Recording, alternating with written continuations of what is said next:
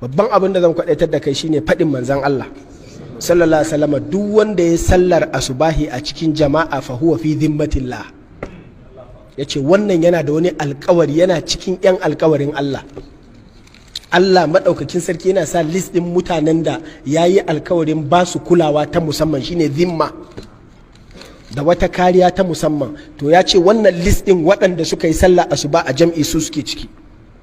Haka dan Allah gobe ka shiga list din nan, yau dai baka ciki, jibi ma ka shiga. Me yasa? Saboda ba mu san me zai faru gobe ba. Yau dai Allah ya cece ka, ka tsira, an wuni ba abin da ya faru, amma baka sani ba, ta yiwu a kaddara akwai ta matsala da za ta faru gobe ko jibi. To in har Allah maɗaukakin sarki ya sa a kaddarar ka akwai matsala, amma sai kai sallar jam'i a asuba, to in Allah ya so ya yarda wannan sallar asuba a jam'i din za ta zama maka kariya da kuma garkuwa, wannan matsala ba za ta faru da kai ba. Wato ba mu sani ba, Allah ya ce qul man yakla'ukum bil-laili wan-nahari minar rahman. Wai kai ka san waye yake tsare ku a cikin dare da rana wanda ba Allah ba?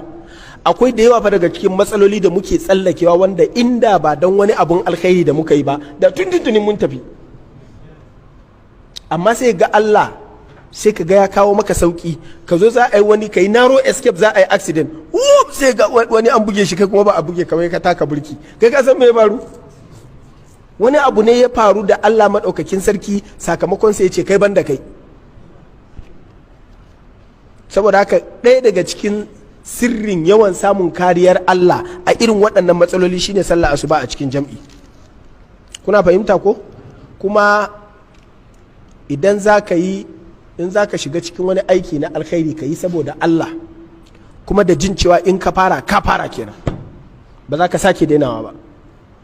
Sannan ka yi tare da shauki. Duk wanda yake zuwa sallah asuba ka tambaye shi wata rana ce ya fi bakin ciki a duniya, shine ranar da bai samu ya je ba.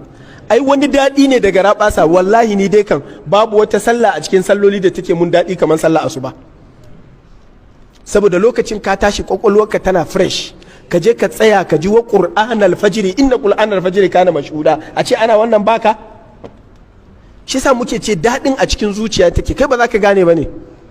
Kar ka ɗauka daɗi yana cikin lulluɓuwa da bacci da cin abinci da waye. Wallahi tallahi daɗi a cikin zuci yake, kuma ba a samun irin wannan daɗi sai ga wanda yake da ambaton Allah. Yanzu waɗannan damuwoyi na Najeriya da na duniya da na Afirka, malam in ba da zikirin Allah bai na ka samu mafita. Ai shi sa muke samun dan inda Allah yake rage mana damuwar. Duk damuwar da ake jin nan, shi sa za ka ga ba mu damu ba, kana gani muna shayi ne. Wallahi duk abin da ake ma muna ji, amma saboda ambaton Allah ya sa duk muna gani ba damuwa bace. Duk abin da kake gani ya damu wani. Yanzu wani yana da komi da kai kake nema ka zama a duniya, amma wallahi yana jin kunci a ransa, yana ji yana so ya tafi a duniya. Kai kuma da zaka samu ɗaya daga ciki ma ya ishe ka. To amma kana jin daɗi a ranka saboda wannan nutsuwar ne a cikin sallah ake samu, gaba ta malam. Kai joni zaka fara ji. Malam, ko ka san cewa akwai matan da in sun je aiki abokanan aikin suke ɗauko su abin hawan su dawo da su gida? Ko ka san ana yin haka?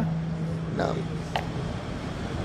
Ko ka sani tana nan tana karɓar albashin 17,800, wani yana goyo ta a besfarsa yana kawo maka ita gida, wai an tashi, wai sun tashi tare, wai ya rage mata hanya, wai